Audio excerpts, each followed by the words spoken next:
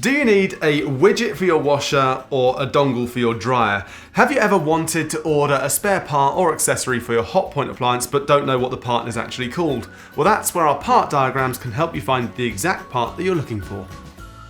The Hotpoint Parts website has detailed parts diagrams for almost all Hotpoint washers, dryers, fridges, dishwashers and ovens.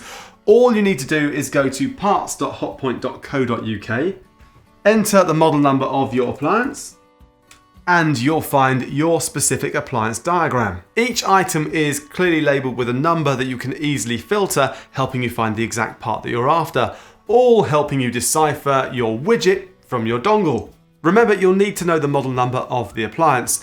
On a washer or dryer, the model number can be found on the inside of the door. On a fridge, the model number can be found by the salad drawer. On a dishwasher, the model number can be found around the outside of the door. And on an oven, the model number can also be found on the inside of the door. So there you go. Visit parts.hotpoint.co.uk for parts diagrams and spares for all Hotpoint appliances.